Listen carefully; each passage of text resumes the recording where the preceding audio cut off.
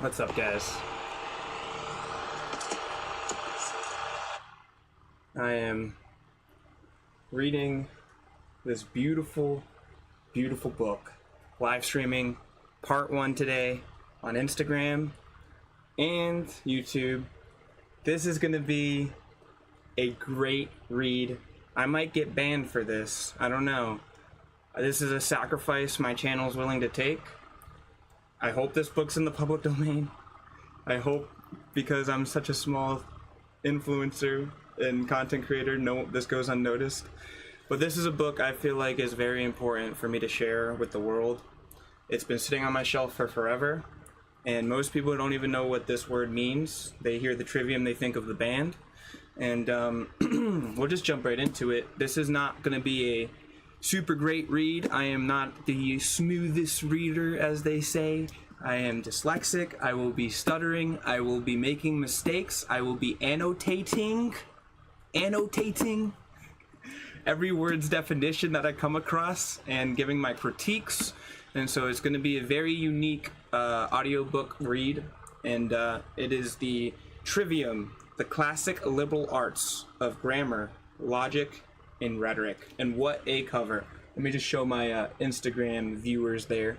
I always like to read every little bit of the book here. So we'll start with the back of the book.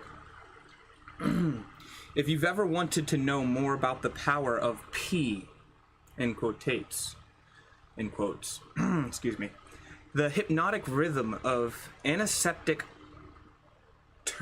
here we go with the stuttering, tetrameter, T-E-T-R-A-M-E-T-E-R, tetrameter, or how to change the mood of a verb, then look no further. If you've ever noticed to catch a red herring, wield a zeugma, Z-E-U-G-M-A, deepen your pathos, or improve your character, then this book is for you. The Trivium consists of 3 liberal arts pertaining to language, grammar, logic, rhetoric. These ancient disciplines have been studied for over 2,000 years as a way of refining a speaker and their speech, with extra sections on euphonics, poetic meter and form, ethics and proverbs. This unique compendium, C-O-M-P-E-N-D-I-U-M, contains a wealth of rare information, praise for wooden books, music to the eyes, the New York Times, fascinating, Financial Times, excellent, New Scientist, genuinely mind-expanding, 14 Times, engaging and accessible, Seattle Times, beautiful, London Review of Books, rich and artful, the Lancet, L-A-N-C-E-T. So there's already a couple words right there I want to annotate real quick because my P brain doesn't know big words. Tetrameter, T-E-T-R-A-M-E-T-E-R. That means, in poetry, a tetrameter is a line of 4 metric feet. However, it can be particularly, foot can vary as follows. We'll learn about that later. Let's look at the other word, zeugma, whatever that means. Z-E-U-G-M-A.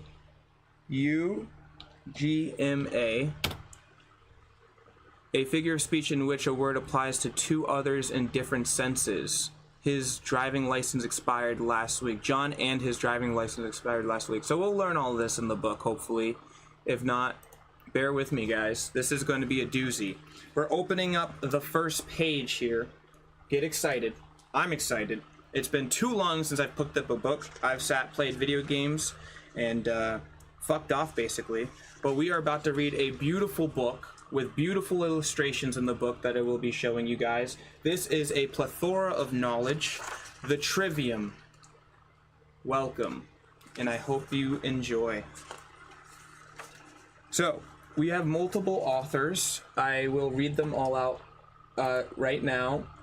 John Mitchell, Rachel Grenon, Earl Fontainelle, Adina, Arvatu, Andrew Aberdein, Octavia Wynne, and Gregory Beabout. You guys, I'm sorry for butchering your names if you ever watch this and are facepalming, because I suck at pronouncing things, and hopefully this book will help me with that.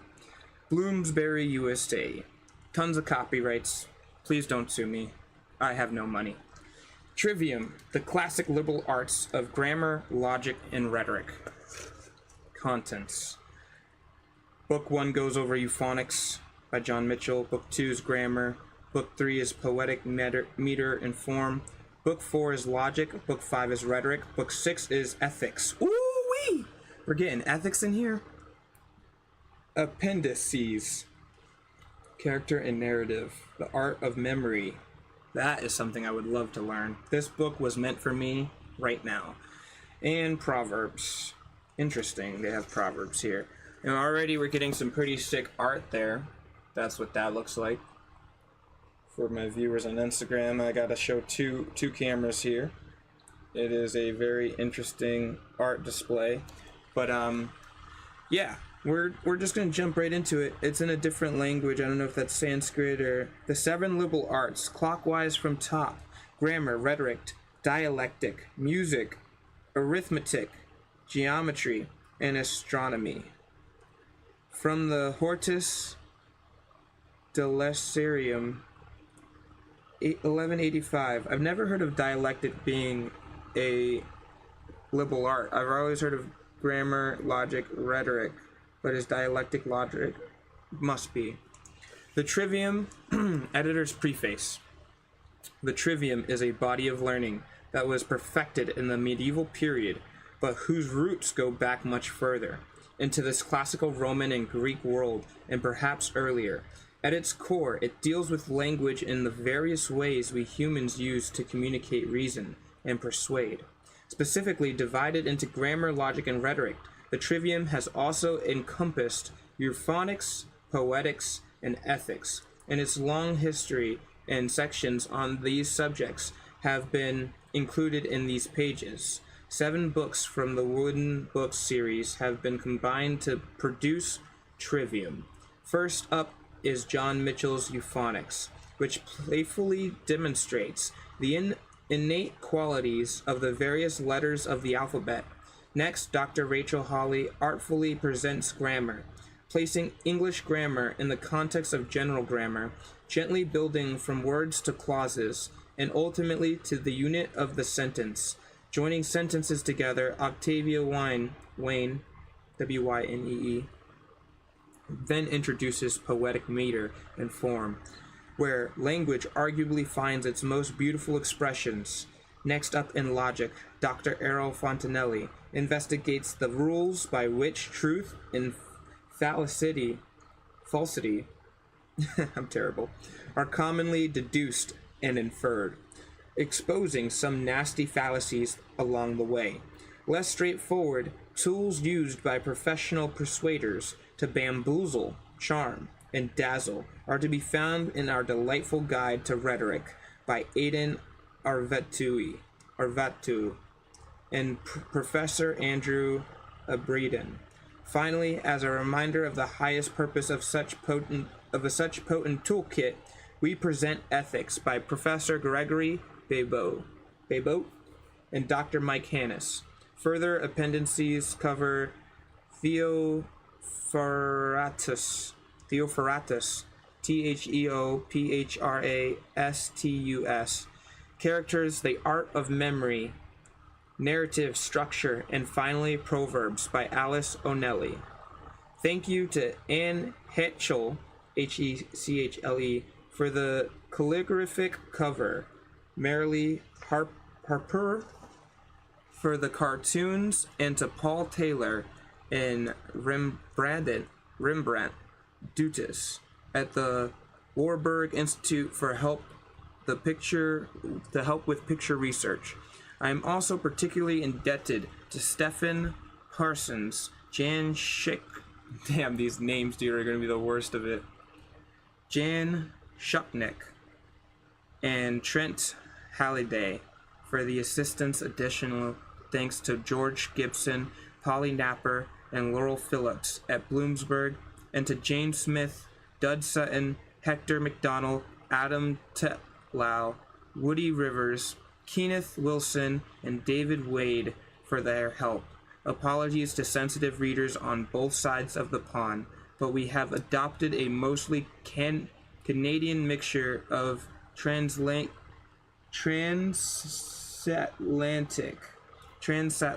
spelling and punctuation conversations for this jointly printed edition. For example, we like the way Americans maximize Z's and spell judgment, but we also like the U in British color and honor. Finally, we've chosen to use the serial comma throughout. It's cleaner, clearer, and smarter. The serial comma. Interesting. Trivium, which covers the liberal arts of language and thinking, is the sister's volume to Quadrivium, which we will be reading in the future, also sitting on my shelf for far too long, which deals with the arts concerned with number. Between them, they cover as much of the syllables of the 7 liberal arts as we could fit into the space. These volumes do not describe the history or the story of the liberal curriculum, curriculum. Instead, they simply aim to present elements of the arts themselves to a modern readership. At the heart of the liberal arts, curriculum, I don't even know how to pronounce that, I'm just going to call it curriculum, whatever, lies the classical Greek idea that while many subjects have a utilitarian function, thus law, chemistry, medicine, engineering, accountancy, economics, and carpentry, are servile, servile. Damn, I need my highlighter and sticky notes for this. I forgot that. Studied in order to work in the world, they are few subjects which cannot be legitimized this way, and which instead train and refine core faculties of the learner. Mastery of these special subjects liberate a person into rational, intellectual, and civic life, hence liberal arts, and provide a foundation from which all other subjects may be learned. Some semblance of the trivium first appears in the oratorical schools of the Sophists in ancient Greek, Sophists, and nobility of the Isocrats. I gotta get a highlighter, guys. Bear with me 1 second.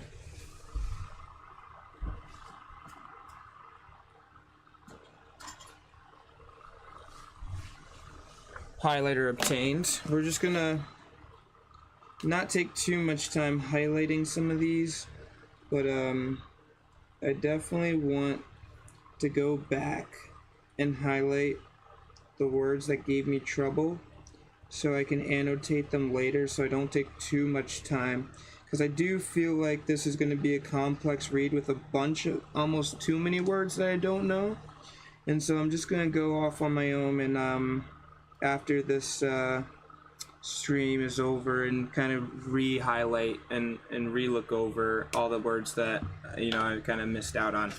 But distrustful or of rhetoric, Plato attempted to separate true dialectic from false sophistry, but it was Aristotle who finally laid out grammar, logic, and rhetoric in a systematic manner familiar to us today.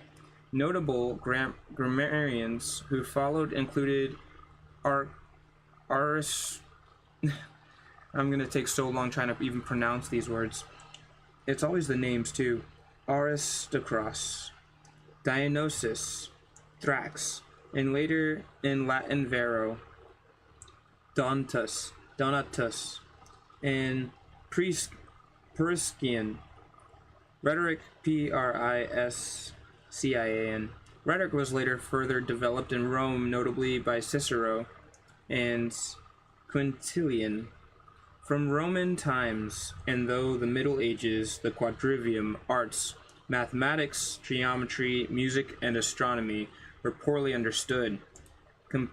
Compilations by St. Augustine Martianus, Capella, Boethius, Cassiodorus, and Isidore of Cervelli show these subjects and even logic struggling without Greek mathematics.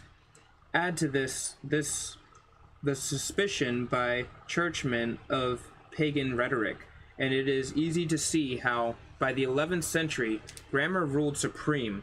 It was not until the 12th century, as missing texts by Euclid,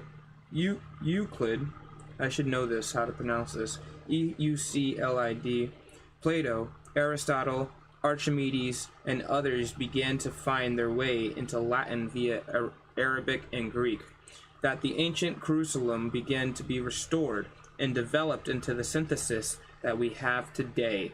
This was achieved by a variety of figures such as John of Salisbury, Thomas Aquinas, Petrarch, Petrarch, Marsilio Ficino, Ficino, and Pico della Mirandola. As the Renaissance gathered pace, the Trivium is remarkably a 2,500-year-old course in clear thinking, which is still fresh today. In the I don't know about that one. In the well-chosen words of Sister Maram Joseph, logic is the art of thinking. Grammar is the art of inventing symbols and combining them to express thought. Rhetoric is the art of communicating thought from one mind to another, the adaptation of language to circumstance. Turn my camera down just a tad bit here. There we go. Okie dokie. We're jumping into it, folks. Book 1. Euphonics. A Poet's Dictionary of Enchantments. John Mitchell. Illustrations by Merrily Harper. And we got a very interesting picture here. I'm gonna hold that up so you guys can see. I'm gonna be showing you these very beautiful pictures. Not all of them, but if you want to get the pictures, you should buy the book. Introduction. Names are important, particularly in public life and when one is young and self-conscious. Actors, politicians, and businessmen are prone to worry about such things, and adolescents who suffer under a name they deem ridiculous or inappropriate commonly exchange it for one which better expresses their personality as they see it. Personal names acquire historical associations. Winston, Maryland, and sometimes express moral qualities, faith, prudence, which may make them more or less popular at times, at different periods. But apart from the flow of fashion, names may be seen as having their own peculiar characteristics, formed by nothing more substantial than logic of alliteration. I'm just going to keep this highlighter out. That's what I'm going to do. So parents recognize about the right names for their children, whether Polly sounds too pert, P-E-R-T, or Deidre rather depressing, Bill too blunt, Willie too weak, or whether nicknames might produce a cheeky Charlie, Big Bertha, or Slippery Sid. This may seem childish and neurotic, but behind such trivia lies a feature of language which poets have always more or less consciously acknowledged. Names and words are made up of sounds, and each sound has some kind of natural meaning, expressing and evoking a certain human emotion. In some cases, even the shapes of letters, the serpentine sibilant S, for example, seem to accord with the sounds they denote. Academic linguists and etymologists, amid their serious studies of secular derivations and verbal, I know derivations, but I like to highlight it, and verbal migrations, have no time for such whimsical notions. But to a poet, this auroral approach to language is all important. Every sensitive writer is concerned not only with their proclaimed meaning of words, but also with their esoteric subliminal qualities, their pitch and ring, and irrational feelings produced by the sound and sometimes by the sight of them. That's called green language, or also phonetics. I wonder if they'll teach us those words in here. Onomatopoeia, as defined in the Oxford English Dictionary, is formation of names or words from sounds that resemble those associated with the object or action to be named, or that seem naturally suggestive of its qualities. The example given is cuckoo. Cuckoo! And there are many other words, such as plop, click, buzz, purr, hiss, hem, and haw. Haw, haw! You know, where did the name Earth come from? A chihuahua. Earth, Earth. That's too funny. Which are obvious attempts at imitating a sound. Similar attempts are made in all languages. The question which then arises is to what extent these imitative sounds influence the meanings of the longer composite words in which they occur. This dictionary is designed to assist its reader individual judgments on the matter. Its usefulness will be apparent to poets, dramatists, ritualists, occultists, advertisers, orators, and all who require to choose words and sounds for their powers of invocation. Thank you. Of invocation. A previous essay on the poetic alphabet forms a chapter in a book called Pluriverse, Pluriverse, by the idiosyncratic American philosopher Benjamin Paul Blood. He begins by telling of a discussion he once had as to why a icisle, I-C-I-C-L-E, could not fitly be called a tub, nor vice versa. It is in the nature of its name. He concluded, for a tub to be short and stubby, whereas a icisle, ical, I'm going to call it an icacle. Whereas an icacle sounds spindly and slim. At the sound of icacle, the irrational mind throws up the word bicycle. Okay, maybe icacle is right. Which is also spindly and often cold, explaining perhaps the popular acceptance of the word to the name a pedal-cranked two-wheeler. Such verbal associations are notorious afflictions on mental patients, and they also haunt the poetic mind. As part of his dangerous game, the poet is forced to receive these germs of madness, to make them welcome, and find profit in their visitations. He will also cultivate the art or nervous compulsion of rhyming together with alliteration, commonly used in Teutonic and Old English verse, where consonants, consonance, is the first rather than the last syllables of the word. I may be too stupid to read this book, guys, but we're going to give it our best shot. Alliteration and the spontaneous associations of sounds and meanings are then brought together to constitute poetic euphonics. By that word is implied the most subtle and magical of the ancient sacred sciences, to do with the psychological effects of sound in the use of music and sonorous speech. Sonorous, S-O-N-O-R-O-U-S.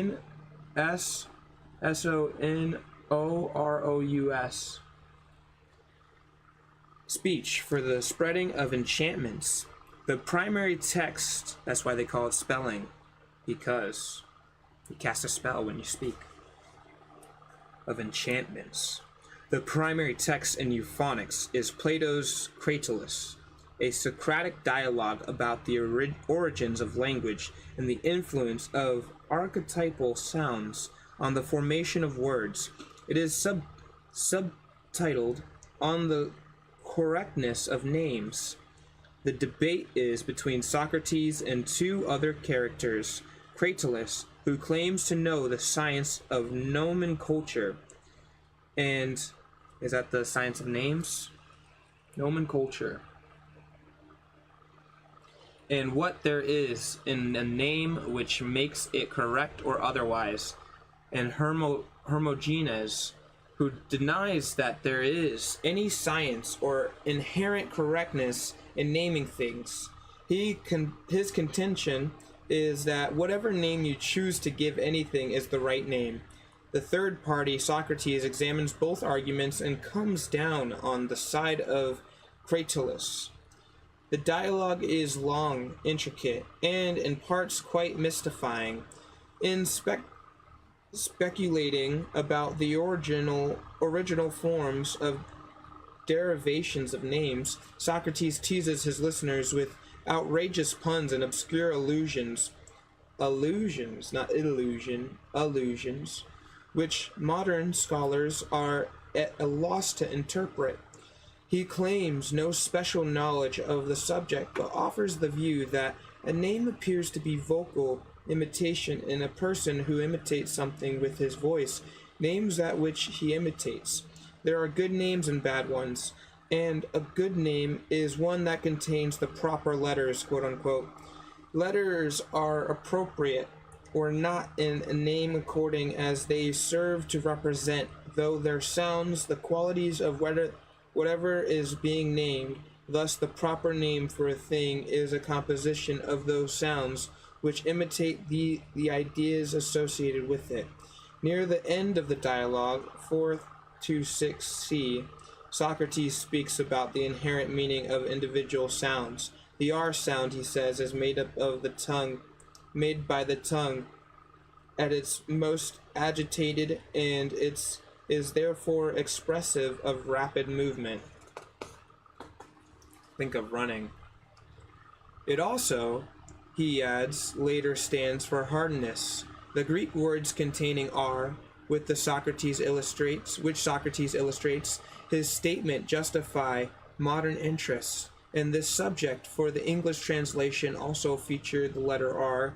They include Rhine, to run or stream, row, current, tromos, Tromos, trembling, trecherin, Drechein,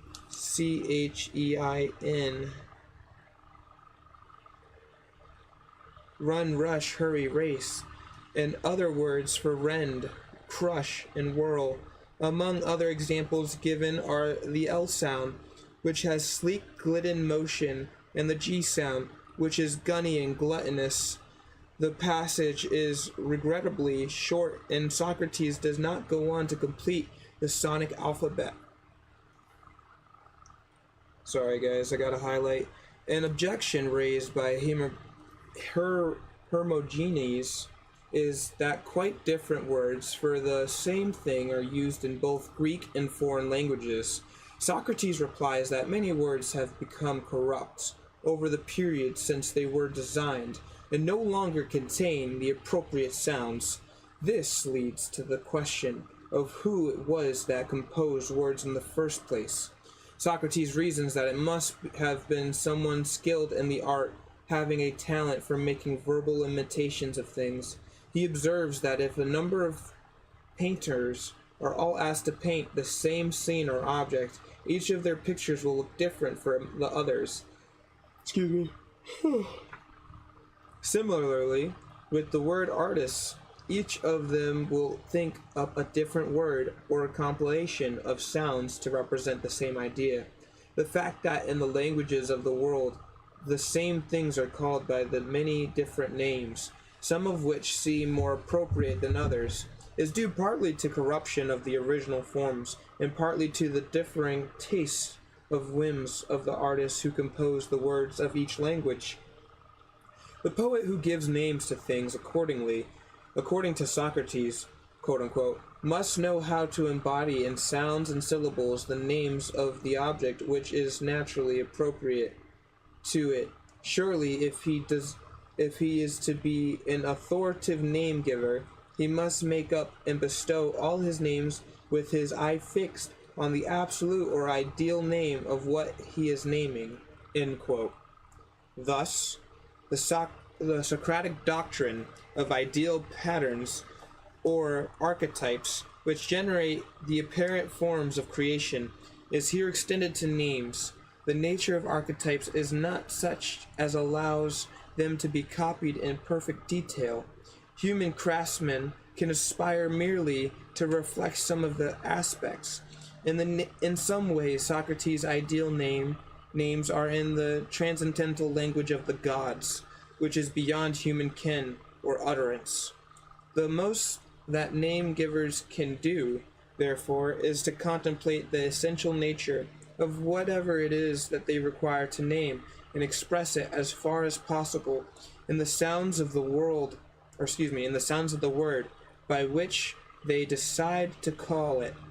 Here again is the lesson repeated throughout the Platonic works, that the best results in all the arts of life, from carpentry to statesmanship, are obtained through study and imitation of abstract ideals. The state of philosophy and the mystic science that flourish with it have a natural and traditional appeal to poets, much to the bafflement of their academic commentators. Rationalism spawns few verses. Poets are inclined to cut the professors and turn their backs to the eminent likes of Newton, Locke, Marx, and Darwin, in favor for more congenial company. Congenial, Congenial. William Blake, invade. Oh, that's a good word. I know what it means, kind of, but not really. Invade against the single vision of academic theorists, and adopted the comprehensive worldview of Plato and Plotinus. The darling studies of the poets are commonly those which their learned contemporaries have considered morbid or distracted. Dante acknowledged the influence of Dionysus in Areopagite, Areopagite, Milton, and the Hermes Trismegistus. Dude, no way, this book's going hard. You guys should all read Hermes Trismegistus' book, The Kybalion. Hermes Trismegistus. While Spencer Shelley, Yeats, Coleridge, and Wordsworth were among those who found a prime source of inspiration in the mystical theology of Neoplatonists, the tradition on which they all drew was that which is most firmly rooted in human nature, as has been its long endurance earned itself the epithet,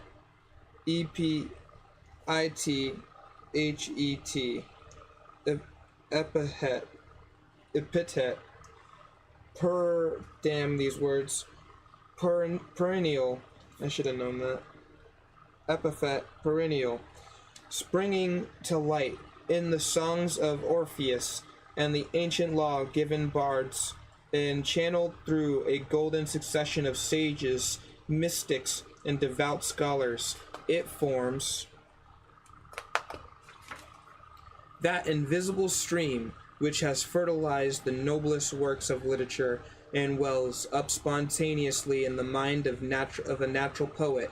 In the spirit of ancient scholarship, the dictionary is not definitive, authoritative, exclusive, or didactic. Didactic.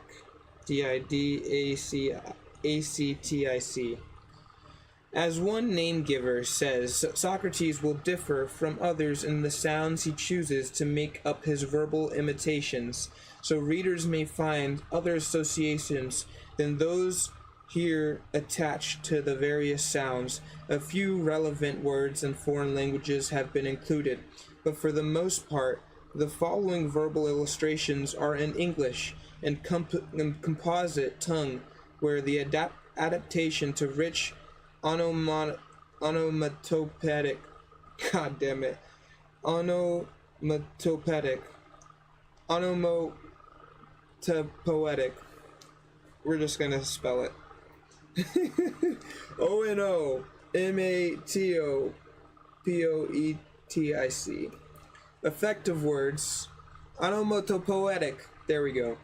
Effects of words from many different sources has clearly been the work of that shrewd, ever-active name-giver, the native genius. In light and humorous verse, the use of alliteration, onomatopoeia. Why can't I even say that word now? Onomatopoeia and such like devices may well be exaggerated, as for example, in Hood's Bend battle was a soldier bold, when the blustering bee is repeated in comic effect. Comic, C-O-M-I-C. Comic effect. Coarse rhymes and alliterations are also appropriate in the lowest of poetic forms. The war cry or slogan, thus power to the people, ban the bomb, and no taxation without representation. In higher forms, the medium poets are inclined not to flaunt such techniques, but rather to evade pedantic. Damn, I'm dumb. So many words I don't even know. Pedantic analysis by concealing their art. Yet, on every level, the art of poetry is bound up with euphonics, and the subtle relationship between sound and meaning. The subject of the dictionary is thus assured interest to all who in any way practice with an S. That's interesting. Practice the art, and the compiler anticipates the approval of all poets towards his purpose. However inadequate the results, his hopes are for readers' pleasure and the wisdom and humor which lie in the Socratic philosophy of names, or at least that they may derive some amusement and stimulation from these pages. A darling aviator, aloft in the atmosphere. Vowels express emotions and feelings, while consonants hold thought in the intellect. A Japanese sage gives the explanation of why people falling off buildings shout, "Ah!" Oh, that's so cool. On their way downwards, it is because they naturally wish to ascend, and the "ah" sound is characteristic of uplift, whether embodiment or spirit. It gives a sense of illiteracy, of active, happy, alert, agile, attentive, aware, awake, lads, and laces.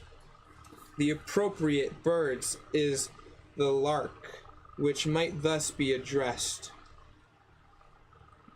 And there's a little picture here of a man flying with wings with a bird following him. Audacious, avian, arise, ascend aloft to azure skies. Alert to your angelic strain, our aspirations soar again. Or should I say again? Gotta rhyme it, you know. B, big-breasted and broad in the beam. The shape of the letter B can be described as double or binary. It is an oval shape, or oval squashed into two bumps, like bifocal spectacles, and the B sound is predominant in the names both proper and vulgar, given to the bipartite, B-I-P-A-R-T-I-T, bulges of the body, bust, booms, breasts, boobs, bubs, bum, buttocks, butt, base, beam, bottom, and the backside. A bull has balls or bullocks, and a beer Berber grows a big belly, beer buck, like a tub barrel or a bloated bladder. An image evoked by the bee sounds is of balloons blown up near to bursting.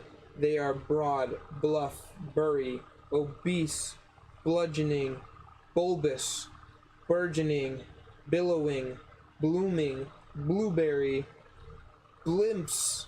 Blimps! What's a blimp? Oh, I know what a blimp is. These bouncing orbs attract adjectives of bounty, blessed, benevolent, biggin, abundant, bland, buttery, and beautiful. But bulbous bubbles also have the sound of bumptious bullies. You're a bumptious bully. Bold, brash, brazen, bothersome, beefy, brawny,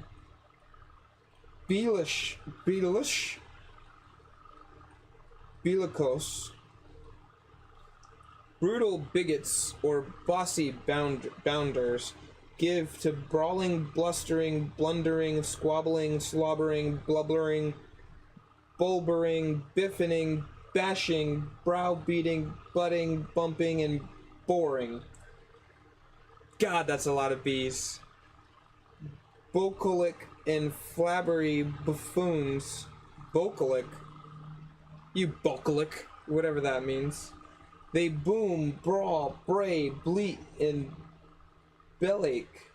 A bellyache. They are boastful, bombastic, blundering, braggarts, bubbling, bullshit, blah blah, and balderdash. Big Bill was broad as a barrel of beer. At bruising and boozing he hadn't a peer. A bully club bouncer, he drubbed one and all until clobbered and bashed in a brutal pub brawl. God damn, that's a tongue twister. C! We're going through the entire alphabet, dude. Gosh darn. Here we go. The hard C pertains to the core, courier, or centrum, centrum, the symbolic locus of the goddess, or receptive principle in nature. Thus, cloister, sanctuary, cathedral, crypt, cradle, cozy, cot, and castle, keep are epithets of the mystical center, gateway of the chthonic realm of the earth spirit. The crucible wherein life is generated, closed, confined, and covered in the names of its syllables include cove, chasm, cavern, a coral cave, cleft, crack, creek, cranny, corridor, crevice, crevice,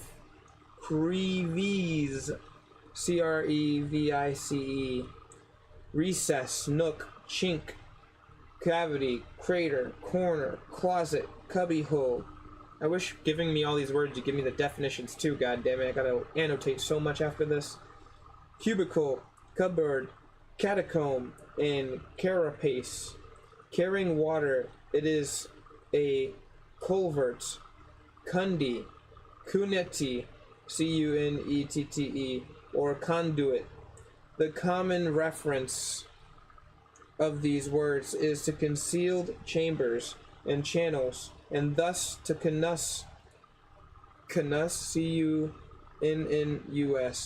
which echoes through European languages as the Basque cuna, the Norse kunta, and the Old English cunt. Hey, I'm just reading here, guys. The Roman goddess Cunian was Cunina was in charge of the Canabula cradle or crib, as she often cared comfort, concern, contentment, consolation, cover, and protection, cuddling, posetting, crowning, confiding, kissing, clinging, and clasping. There is also the canny, cunning woman, one with an oracular knack, oracular. The C sound implies a cautious, careful, circumspect approach, as in crawl, creep, cringe, and cower, associated with the low types crooks, creeps, caverns, cowards, cranks, criminals, and corrupt occultists. Cunians, chthonic cavity, cavern, scared, sacred to depravity. Succourers, in its covered nooks, cowards, creep, and cunning crooks, craving sanctuary and care, outcasts seek protection there. Holy shit, that was harder than B. God damn it. There's just so many new ones. There's more to C? Oh my goodness. A and B just had one page. C has a CK. Cutting corn with a sickle. An emblem of Ceres, goddess of corn. Ceres, spelled Ceres. It's probably pronounced something else. Many other names of cutting, cleaving, and culling instruments are built around the usual hard C, which was associated in the previous entry with certain aspects of the female principle. For instance, cutters, clippers, choppers, scissors, sickle, secateurs, cecateurs, scythe, cimentor. Gosh darn it, I'm the worst person to read this book, actually. Scimitar, scalpel, and one to relish snickersnee. Snickersnee. Okay, we're moving on.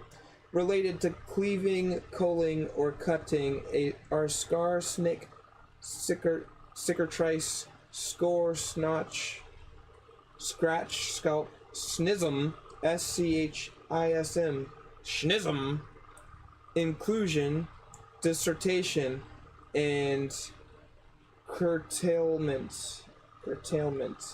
A sickle was an instrument which Kronos mutilated his father. Uranus, Uranos, an awareness of castration seems to be one of the feelings evoked by the hard C. It is also present in cutting remarks, which are scathing, scolding, skeptical, scornful, caustic, sarcastic, scurrilous, scurrilous, scurrilous, acute, acribic, acid, and acrimonious, acrimonious.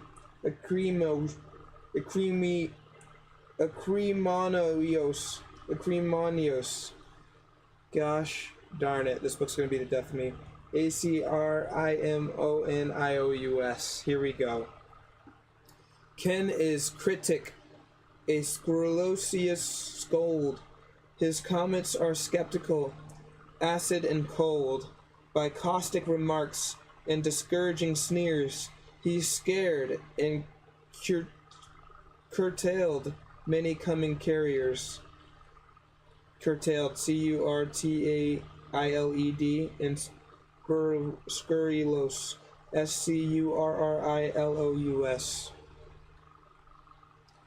Oh, I'm sick of C's, dude, but I really do appreciate this. It really is making me more aware.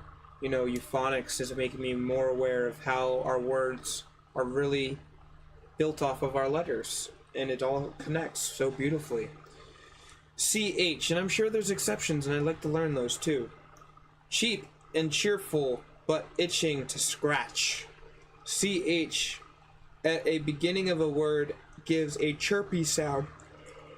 Hence the word chirp. As of cheeky chicks and chappies who cheep, chirp, chaff, chant. Chortle, chortle, chuckle, exchange, chit-chat, and are cherished for the cheery charm, and the last syllable of a word, the ch or tch sound, is of irritating fidget, and itch, stitch, scratch, twitch, a hitch, a catch, a titchy, tunchy, touchy bitch, and you're a titchy, touchy bitch. This book's teaching me some good comebacks. And wretch, kititch, K-I-I-T-S or K-I-T-S-C-H. Its petulant, crotchety air is heard in. Richard said, Bridget, don't fidget and twitch. Stop scratching your chin. Give your breeches a hitch. You look such a wretch with a blotch on your boot, and I'm itching to chuck out that cheap checkered suit. Whew, page 20. What are we, almost an hour deep? This is exhausting trying to pronounce all of this. Thank God we're finally on D. D. Down in the dumps, or dread as dodo. D has the ring of death, doomsday, and sad endings. As an initial, it implies loss or lessening, demotion, dismissal, diminution,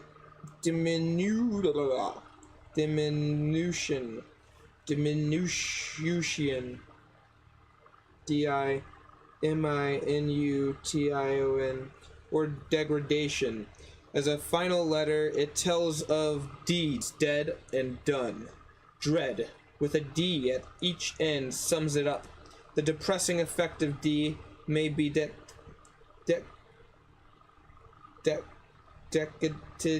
decaded in the following inclination. Decided. That's not in the book, I just said that. Dim, dumb, dingy, drop, done, down, dark, dank, dear, disgraceful, drown, damp, dump, dismal, damn, dire, dread, drope, doleful, doldering, dead. Particularly deary is the DGE sound, as in dredge, drudge, trudge, dungeon, sludge, smudge, stodgy, proeged, P-O-R-R-I-D-G-E, curmudgeon, you fucking curmudgeon. Excuse my French, I got carried away there. Grudge and dungeon. See also G. Down in a dungeon, dank and dread, deary despotent droops my dismal head. A dark, depressing death will be my dire doom, abandoned underground this dugout for my tomb. I gotta use that in D&D sometime. E. Elegant elves and eerie evils. The short and simple E has an ephemeral, and elegant quality. It is elevated, erudite, elated, epic, even effervescent, a quality present in engaging eloquence, eloquence, exquisite, esteemed, elite, education, and enigmatic, elemental, elixirous, inciting, essential, essence, electric, elegies, elegies, and esoteric, echoing entrances of enchanting elderly elves, eligibly elected due to their evidently excellent ethics, as the E sound lengthens through its darkness as an evening ebony and LG until the long E drawn out and the cry of E becomes a sound of grief and supernatural terror.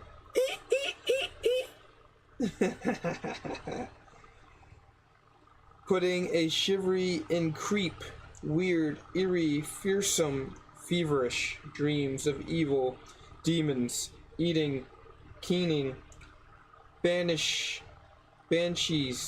and in verbs of distress such as keen, weep, shriek, scream, screech, squeak, squeal, plead, and beseech.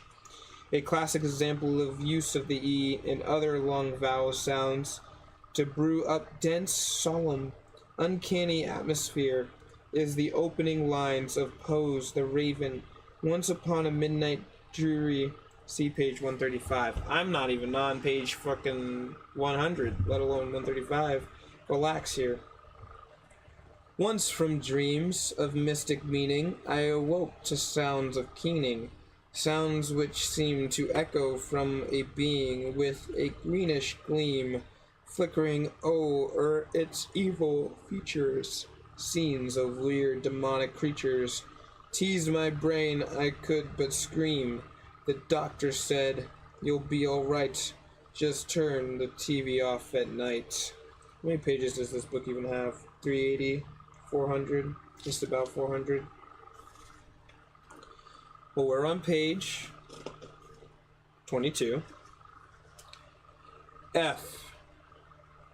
Footloose and fancy free. F has frightfully flippant sound, especially in the conjunction with L. It seems to imitate a flag unfurled, flapping in the wind. It is applied to flappers of all kinds, from those that fly to those who are flightly, who frolic and flirt with fops and are called flibbertigbits, blah blah blah, flibbertigabits, or footloose and fancy free. You damn fligger-tibbit. You damn flicker-tick-a-bit. 1 second. You damn flicker-tick-a-bit. Or footloose and fancy free. A flabrous image of F is frivolous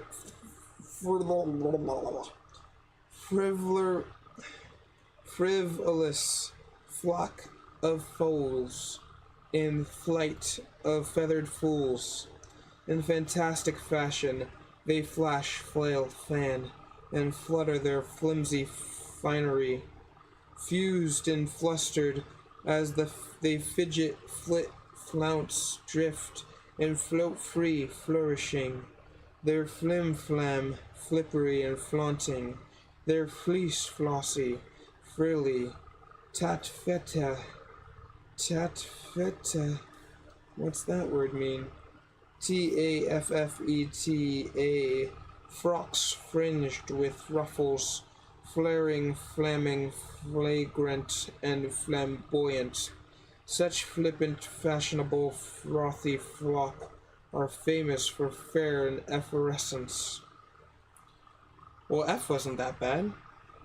Frivolous, flighty fairies, flutter by, frisk and flirt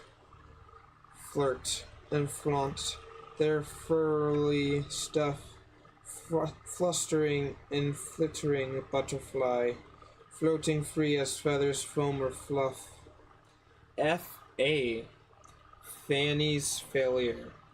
A sound of fizzling out is sometimes heard in words with F, often with A, is also present. In the word failure, the F which precedes the wailing sound suggests that before the fiasco, there was a certain amount of fun, folly, or futile effort. The word for a brief flight and a battering fall is aptly flop. Fanny fanced flying, but her flaps were false and frail. She flailed and fluttered feverishly, for fear that she might fall finally.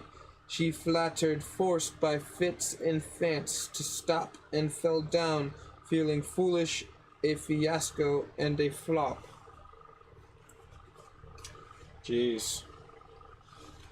Page 24. Here comes a yawn. Big yawn. G. Bogged down in a greasy quagmire. Socrates in Cratylus said that when the first inventor of names observed that the slide of the tongue was blocked by the G sound, he made use of the sound to form words such as glisthorn, Glisschron,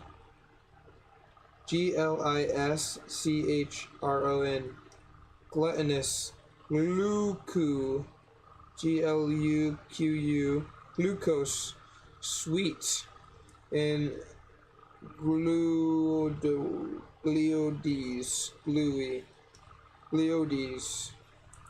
The type of movement indicated by G is a sluggish oozing of disgusting congealing grease. The gist of nitty-gritty of a bog, slow, or quagmire is off gray, green, greasy, grimy, gloomy, gristly, grim, glum, grievous, scummy, gluttonous, gooey, soggy, clogging, plunging, grudgling, squabs of grudge, the exclamation of one who falls into its hoggish grunt, ugh. Sounds of GH and KH occur in expressions of disgust and in names things which provoke them. Yuck, gross, greedy, pigs. Filth in Welsh is acawi, A-C-H-A-W-I.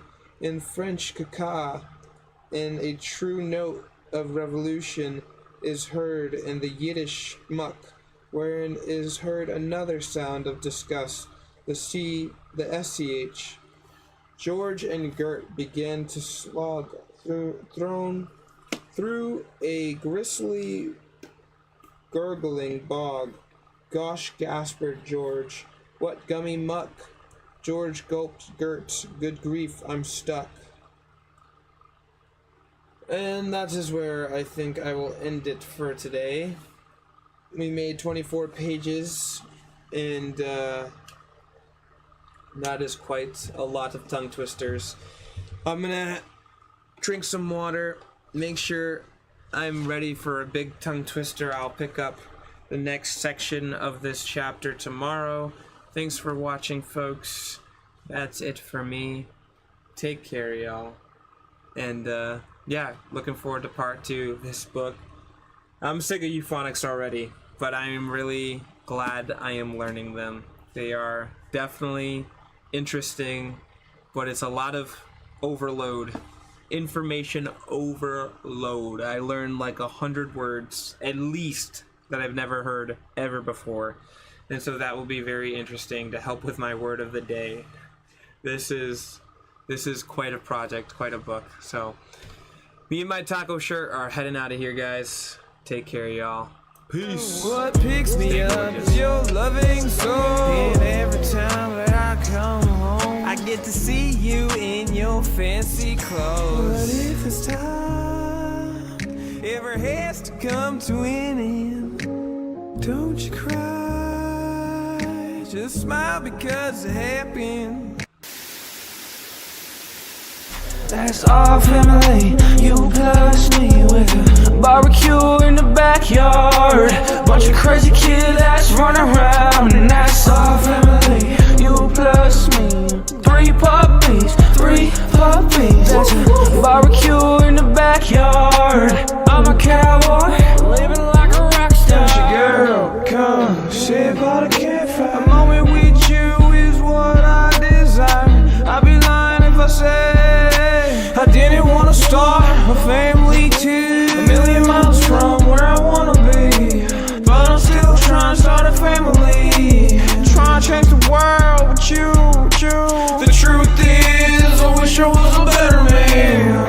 I never heard again. Wanna be a cowboy free. Barbecue in the backyard. Bunch of crazy kids that's run around. I'm a cowboy living like a rock star.